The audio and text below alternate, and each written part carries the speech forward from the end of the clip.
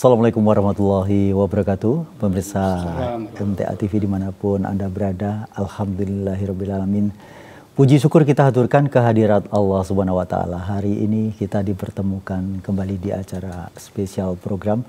Dan tentu saja besok adalah tanggal 12 Juli 2024. Tapi 12 Juli ternyata kalau kita lihat kalender nasional ini bertepatan dengan Hari Koperasi.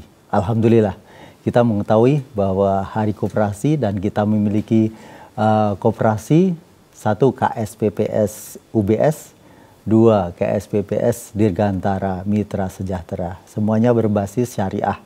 Alhamdulillah di siang hari ini di tengah-tengah kita hadir pengurus pusat Masyarakat Ekonomi Syariah yang sekaligus beliau adalah Ketua Umum Koperasi Syarikat Dagang Santri. Sangat membanggakan beliau bisa hadir di tengah-tengah kita. Ada Ustadz H.A. Iskandar Zulkarnain. Assalamualaikum Ustadz. Waalaikumsalam. Bagaimana? Sehat? Alhamdulillah. Hadir dari Jakarta langsung, tapi kebetulan beliau orang Solo. Ya Alhamdulillah. Di samping beliau ada Ustadz Heru Siswanto. Assalamualaikum Ustaz. Waalaikumsalam warahmatullahi wabarakatuh. Dan di samping beliau paling ujung ada Ustadz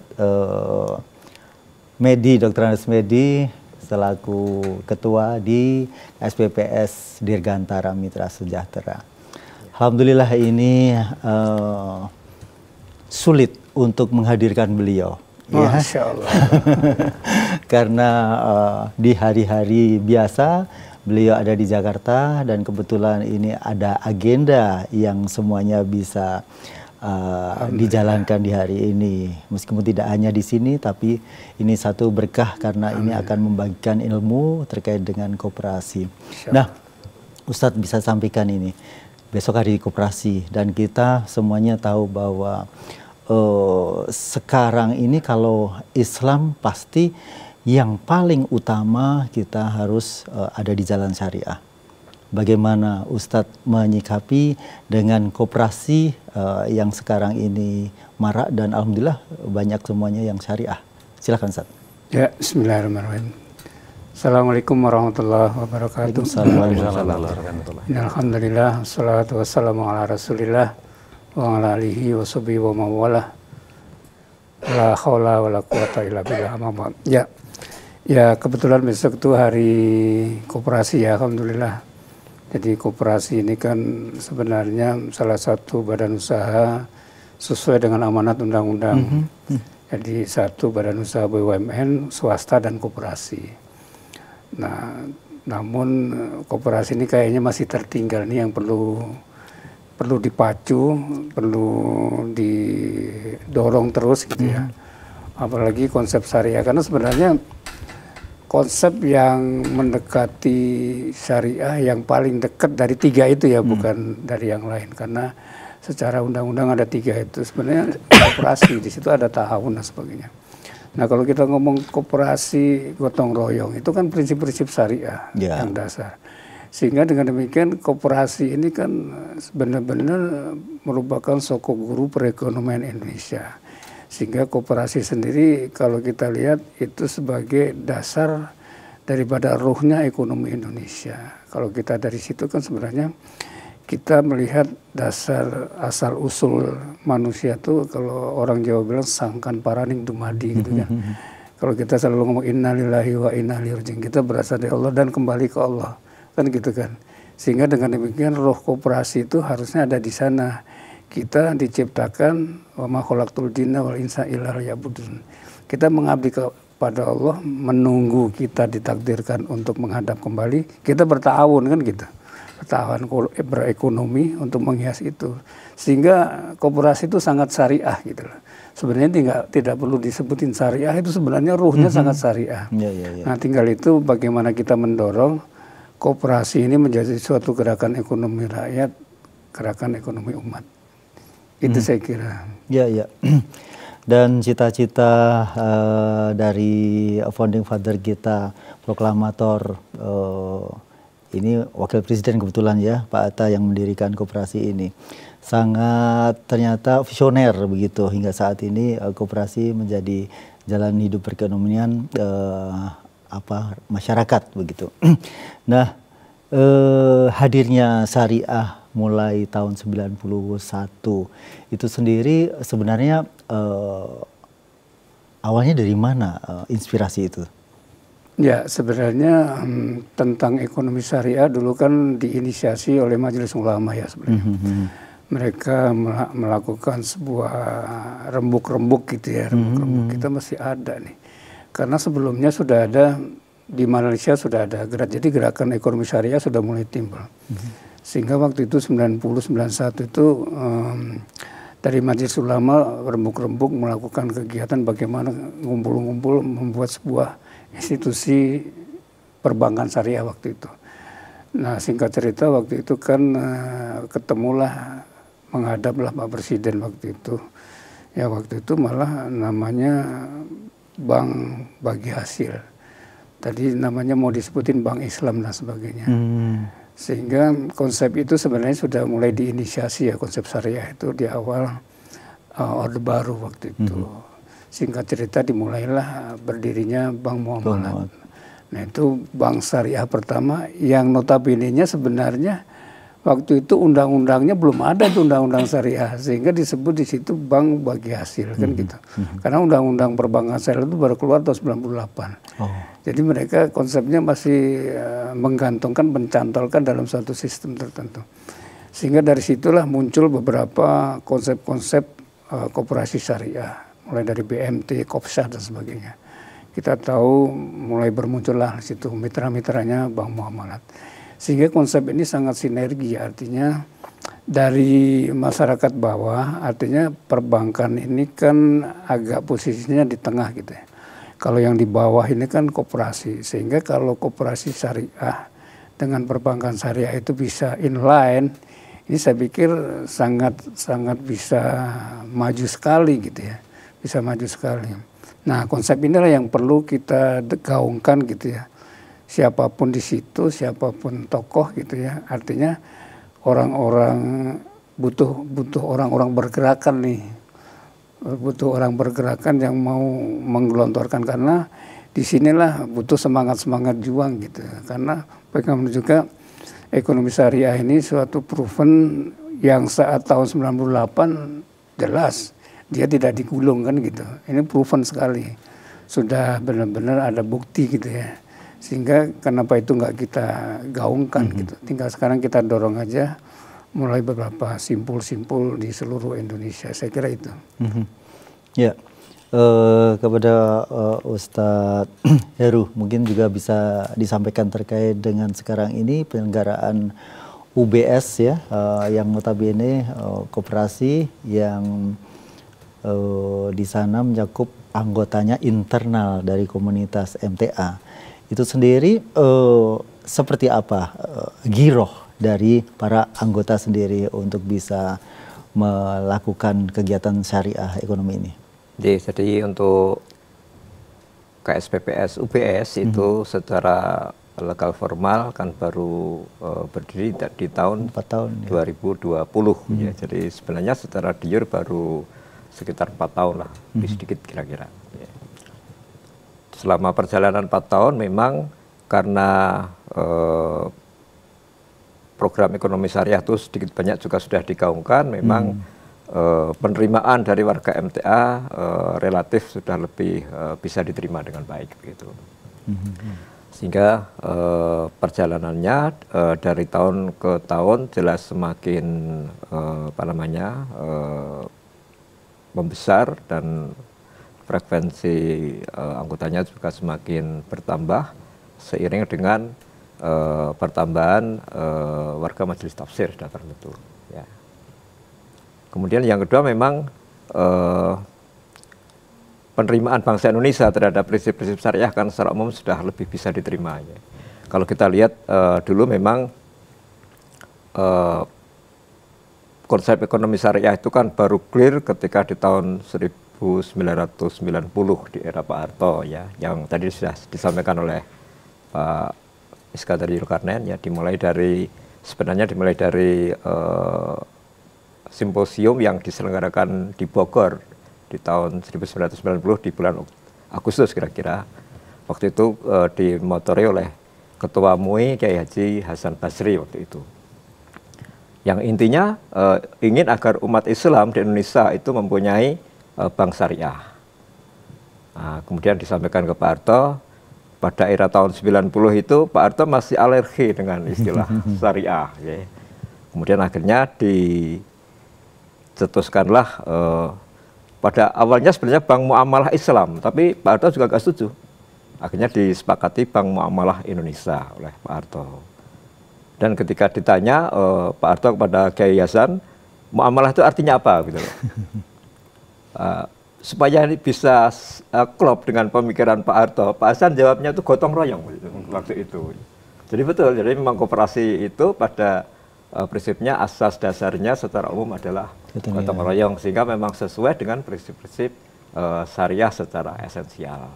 Dan alhamdulillah baik umat Islam maupun warga MTA sudah bisa menerima prinsip-prinsip syariah dengan baik seiring dengan bertambahnya wawasan berpikir dan sebagainya. Ya. Baik, alhamdulillah ini menjadi acuan kita semuanya, apalagi di warga Majelis Tafsir Al-Quran yang notabene lembaga dakwah dan warganya ngaji di sana, pasti prinsip-prinsip syariah ini sudah tidak asing lagi. Kemudian kalau di Dirgantara ini karena open ya, dari luar pun juga nabung di sana, bahkan bisa jadi yang tidak muslim pun nabung di sana. Nah ini bisa disampaikan, ada tantangan-tantangan yang mungkin bisa disampaikan lebih mudah atau lebih ringan sebenarnya dibanding dengan yang notabene eksklusif begitu. Iya. Baik, terima kasih. Jadi karena di Dirgantara itu sifatnya mengopen, jadi betul. Jadi kita memang tidak membedakan. Yeah. Jadi asal itu sesuai dengan lingkup pendirian kita, karena Dirgantara itu lingkupnya provinsi, sehingga kewilayahan ini memang juga menentukan. Yeah. Adapun kepercayaan Islam atau tidak Islam, alhamdulillah semuanya sudah merata. Islam cukup bagus yang menerima walaupun itu umum. Pemahaman terhadap syariah juga sudah mulai tumbuh.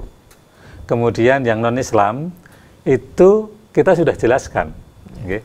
Para petugas kita, kami sendiri itu menjelaskan bahwa kenapa kami menamakan Dirgantara kok itu syariah kan gitu. Okay. Walaupun namanya Dirgantara Mitra Sejahtera, tapi itu koperasi syariah. Penjelasannya bahwa dari tabungan, kemudian dari pembiayaan, itu kita atur sesuai dengan prinsip-prinsip syariah yang itu dikeluarkan oleh MUI, wujudnya adalah DSN. Di sana ada Dewan Syariah Nasional. Produk-produknya yang itu kita pedomani. Maka kita ketika menjelaskan kepada beberapa anggota kita yang notabene memang non-muslim, beliau paham malahan.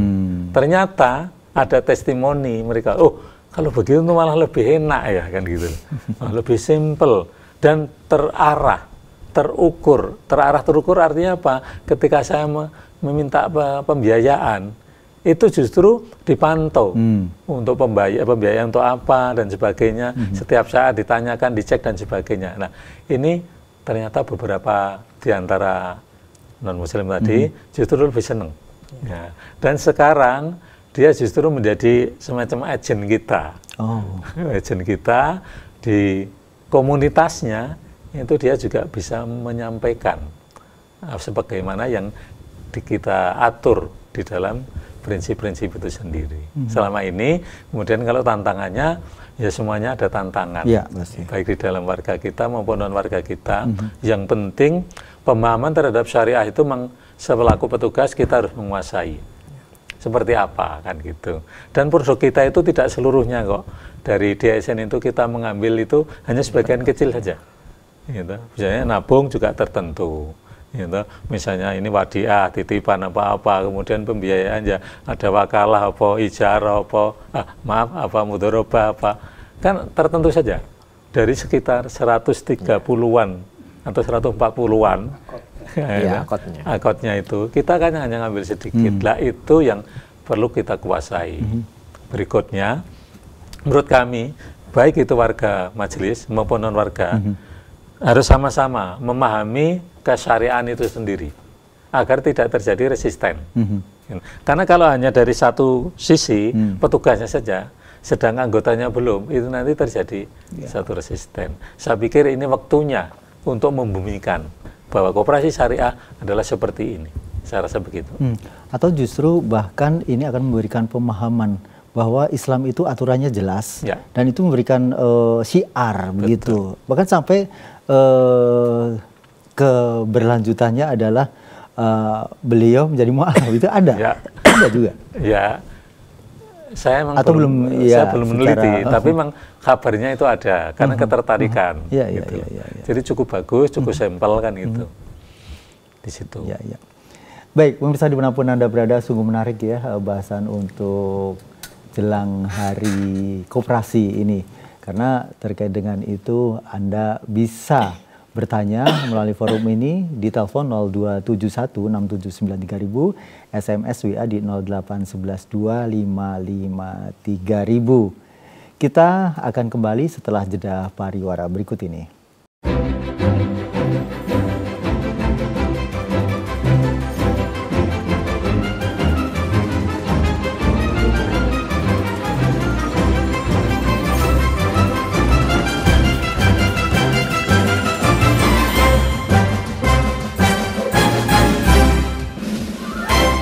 Baik pemirsa dimanapun Anda berada, kita masih ada di acara spesial program dan kita menyambut 12 Juli Hari Koperasi.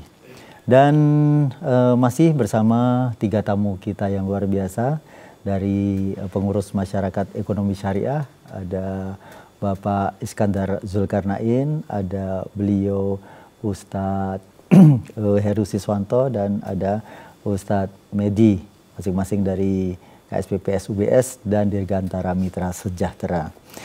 Dan kami masih membuka kesempatan bagi Anda yang ingin bertanya melalui atau langsung, silahkan telepon di 02716793000, SMS WA di 08112553000. Kebetulan beliau selain ada di pengurus pusat MES, Masyarakat Ekonomi Syariah, juga Ketua Umum Koperasi Syarikat Dagang Santri ya, betul. Dan ini ada pertanyaan dari Bapak Prapto di Karanganyar. Yang pertama, ini ada 3 pertanyaan. Bagaimana cara membangun jaringan kemitraan yang kuat dengan berbagai pihak untuk mendukung kemandirian pondok pesantren? Itu yang pertama. Kemudian yang kedua, apa peran teknologi dalam membantu pondok pesantren mencapai kemandirian? Kemudian yang ketiga, bagaimana strategi pemberdayaan santri untuk mendukung kemandirian pondok pesantren? Silakan. Ya, jadi gini ya, ke pondok pesantren itu kan konsepnya memang harus kemandirian dan sebagainya. Kami di Syarikat Dagang Santri ada konsep yang disebut OVOP, One Village, One Product, kemudian One Village, One Finance Institution, kemudian One Village, One Cooperation, satu koperasi. Sehingga kami Koperasi Syarikat Dagang Santri adalah koperasi sekunder, anggotanya adalah koperasi-koperasi primer. Sehingga kalau berkenan gabung saja ke kami, ke koperasi sekunder, nanti koperasi sekunder akan memberikan suatu guidance dan arahan. Karena konsep OVOP tadi, kami ingin setiap pesantren ini memiliki satu produk. Misalkan salah satu pesantren Salman Al-Farisi, dia sudah punya produk satu. Nah, sehingga satu produk ini bisa dikembangkan ke yang lain. Misalkan satu pesantren As-Salam anggota kami, dia sudah punya produk minuman. Kemudian Kosasi, dia sudah punya produk teh. Itu bisa saling mengembangkan gitu ya. Sehingga kami membina beberapa koperasi primer untuk tadi membangkitkan setiap koperasi itu punya produk.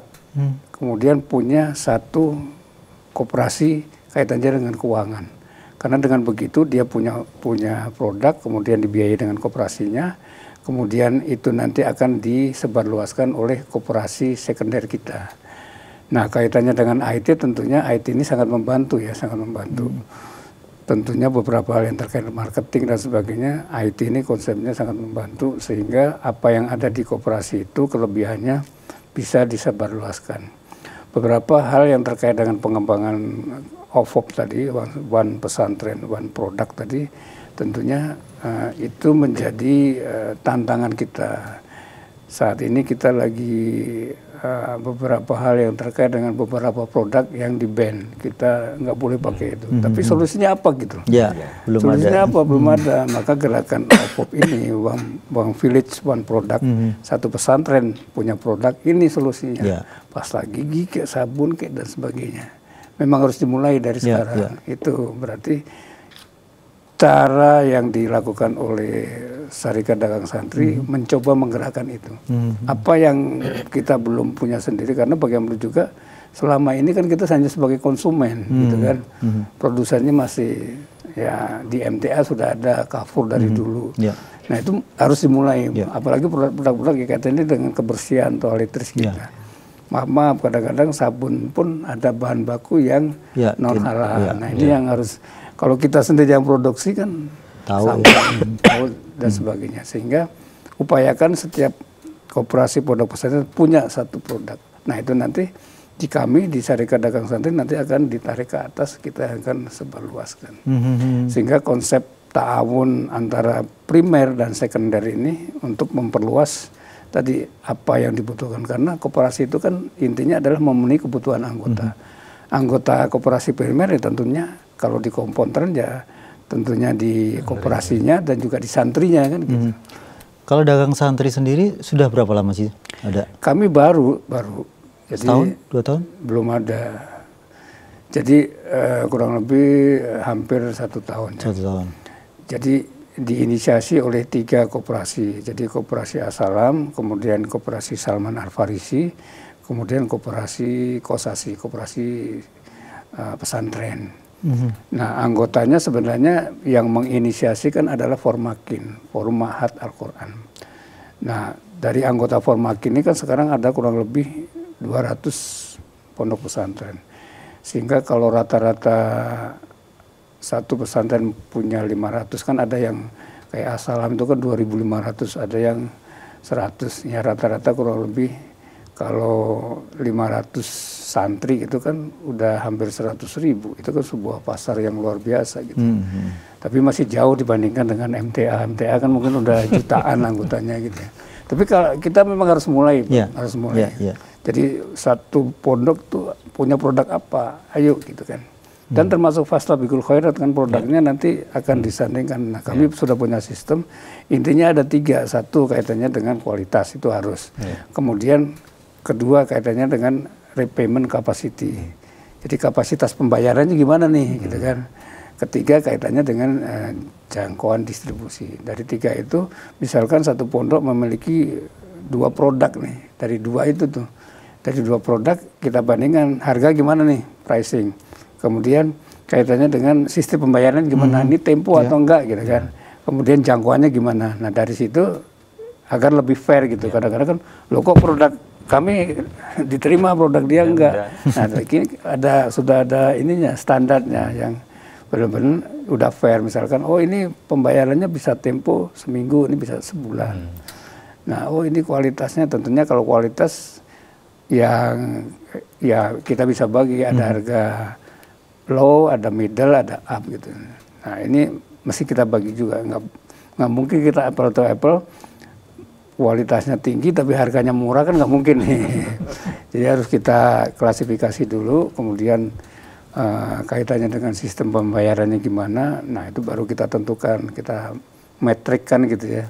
Nah dengan begitu kan Fastabiqul Khairat, setiap pondok akan membuat produk-produknya. Dari situlah kemandirian ekonomi Indonesia bisa dilaksanakan. Sampai saat ini untuk list produk sudah ada berapa? Kita ada beras, ada terus sabun, bukan? cuci piring, cuci itu piring. dari Salman Al Farisi. terus beberapa kaitannya dengan anggota kita kan ada produsen pupuk juga, pupuk. Terus kemudian sekarang kita baru menginisiasi yang ini sekarang lagi tahapan untuk menguji nih. Jadi ada kaitannya dengan odol, sabun mandi, kemudian sabun shower gitu. Ini lagi diuji, habis itu kita lakukan produk. Memang harus kita mulai, kan kalau enggak tetap aja kita sebagai pengguna. Maaf, intinya di sini misalkan koperasi apa, produknya kan itu juga. Nah kalau itu kita bilang itu sebagai darurat, harus ada penggantinya kan. Soalnya kami sendiri kan juga merasa punya tanggung jawab untuk publish produk-produk tersebut begitu. Jadi seandainya nanti sudah boleh. Nanti kita kirim di sini biar orang Islam tahu bahwa kita memiliki produk sendiri. Air sudah pasti, terus teh ada, terus kemudian sabun cuci piring ya, itu dari Salman Al Farisi. Terus kemudian yang sekarang kita lagi uji coba itu katanya pasta gigi, sabun shower, terus sabun kaitannya dengan sabun cuci itu, sabun mandi itu kan ada yang cair, ada yang batang. Nah termasuk juga mie nih, mie ini kan produk sejuta umat nih, jangan sampai kita ngomong kaitannya dengan darurat tapi belum ada penggantinya kan gitu. Betul. Nah mie ini kita sudah survei ke beberapa pabrik, mereka sudah kasih beberapa kaitannya dengan ini loh, kurang lebih sekian produksinya. Nah kita sudah rasakan, kalau menurut saya rasanya kok lebih mantep gitu ya. Nah ini juga kita lagi jajakin, karena yang memiliki pabrik ini kan mereka dari pabrik prinsipal besar, jadi mereka tahu seluk-beluknya. Intinya memang di bumbu sih. Pasti. Sehingga bumbunya, kalau itu bumbunya bisa bagus, karena ini produk sejuta umat nih mie ini. Mudah-mudahan MTA juga udah punya belum? Belum. Nah harus punya tuh. Kalau MTA harus punya pabriknya tuh. Kalau penjual mie-nya banyak sih. Nah apalagi penjual mie-nya. Malah justru kita ingin gini, nanti kita paketkan nih. Paket dari beberapa pondok punya mie ayam begitu. Cuman ini nggak dibilang dulu nih produknya dari kita, nanti kalau enggak didamping lagi kan gitu. Jadi produknya mie harus menggunakan mie ini gitu. Saya pikir itu kan pernah ada salam mie itu karena strateginya agak salah, dia muncul dulu kena dumping kan. Mie-nya yang biasa misalkan harga 1.000, mie yang pesaing harganya 800 kan gitu. Nah ini nggak kuat dah, rugi 3 bulan aja nggak kuat kan gitu. Baik. Baik, kita masih ada waktu dan kami terbuka untuk penanya, silakan di telepon ataupun di WA. Tadi sudah sempat dijawab belum ya strategi pemberdayaan santri tadi? Ya itu tadi, jadi dari pemberdayaan santri kita di pesantren kita harapkan mereka muncul produk OVOP tadi, one village one product. Nah, pesantren one produk. Sekarang beliau kan berkecimpung di KSPPS. Saya bukan. Siapa tahu beliau punya permasalahan tentang masing-masing di KSPPS. Silahkan mungkin kalau ada pertanyaan untuk beliau. Iya, silakan Ustadz Mehdi. Saya dulu ya? Ya. Oke. Jadi apa yang disampaikan Pak Es memang kami sejalan ya. Artinya memang kemandirian itu perlu ditumbuhkan. Namun memang tidak sekedar didorong, tapi memang perlu ada penuntun gitu. Nah, agar program-program Pak Es ini segera menyentuh itu kira-kira gimana seperti kami yang di koperasi itu. Artinya menyentuh sampai di lapisan bawah dipahami, karena kan anggotanya Pak Es ini kan koperasi primer, berarti Pak Es ini kan sekunder kan gitu. Nah bagaimana, apakah sudah dimulai mencoba untuk diratakan, karena kalau di BMT kan ada PBMT, ada perhimpunan. Nah itu pertanyaan saya seberapa jauh sosialisasinya kepada koperasi primer? Ya, kalau koperasi, ya di SDS Syarikat Dagang Santri kan anggotanya beberapa koperasi primer. Ya sosialisasi tentu kita lakukan. Tapi kalau untuk di JMTK saya pikir justru lebih simple gitu. Karena kan anggotanya aja terpenuhi di situ, sehingga kalau kaitannya dengan kemandirian itu mana yang punya produk itu langsung dibina kan, bisa langsung. Kalau di koperasi SDS kan berbagai macam kopontren gitu, mereka mempunyai keinginan sendiri gitu ya, keinginan sendiri. Misalkan produk satu produk gitu ya, satu produk ini kalau misalkan mau diganti, ternyata di sana sudah ada pemasok yang lain gitu kan. Itu kan lebih rumit gitu, sehingga kita harus memiliki harga yang lebih kompetitif, kualitas. Nah kalau di MTA kan sebenarnya lebih close loop gitu istilahnya, lebih close loop, sehingga kebutuhan apa tinggal dihitung aja. Anggota MTA 20 juta pasti butuh odol, 20 juta langsung dibikin produknya MTA Den gitu kan, langsung laku kan gitu, karena sudah ada gitu, sudah ada. Saya kira itu Pak, tinggal sekarang di riset aja kebutuhan apa itu, kebutuhan toiletries itu kan wajib tuh, dari sabun, odol itu kan wajib. Iya, betul. Itu karena sangat close loop gitu. Berarti kalau begitu kesimpulannya kan tidak harus lembaganya pendirian ini ya, usaha. Betul. Kan berarti kan bisa dari anggota, anggota yang primer ini kan gitu ya. Kemudian itu kita tarik kan semacam itu untuk membesarkan. Nah ini nanti bagiannya Pak Heru itu yang penting. Oke, silakan Ustaz Heru. Jadi memang selama ini kan kami lebih berfungsi sebagai lembaga intermediasi ya, untuk bagaimana bisa membesarkan pengusaha-pengusaha kita, baik itu yang kecil, kemudian yang mikro ataupun yang super mikro. Ya. Memang selain untuk meningkatkan pemberdayaan pengusaha-pengusaha kita, itu kan perlu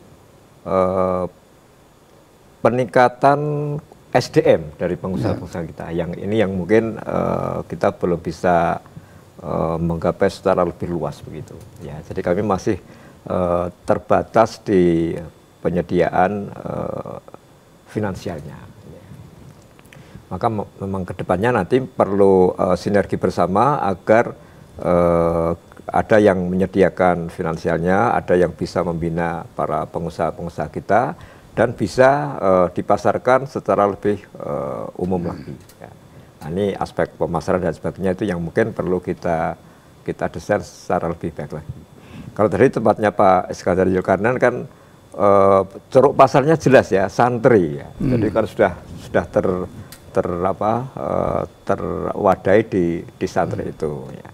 Kalau kami memang sementara ini baru di komunitas di warga Majelis Tafsir untuk pengusaha-pengusahanya. Tetapi pengusaha-pengusaha ini nanti kan tetap berkiprahnya kan ke masyarakat umum. Ya.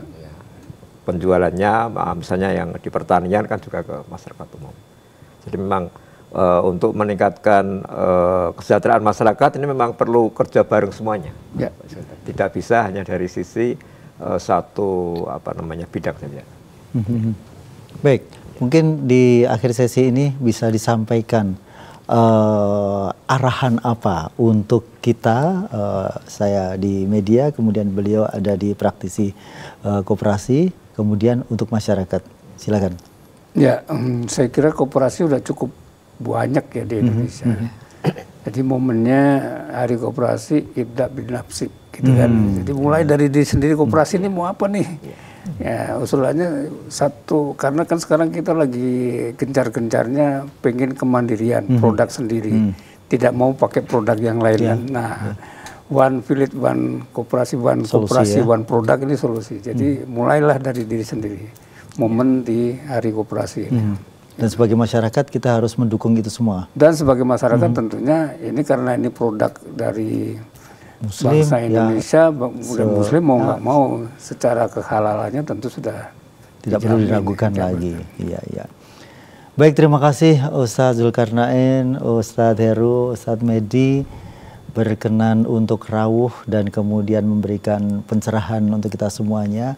Semoga ini akan memberikan satu berkah untuk kita umat Muslim, pemirsa dan pendengar media MTA.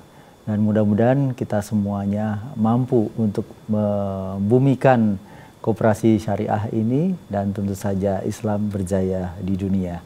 Terima kasih. Assalamualaikum warahmatullahi wabarakatuh. Waalaikumsalam warahmatullahi wabarakatuh. Pemirsa, demikian tadi sajian spesial program untuk hari ini. Mudah-mudahan kita mampu untuk mencerna dan kita mampu untuk mendukung perekonomian syariah. Saya Rudi Arfianto, Assalamualaikum warahmatullahi wabarakatuh.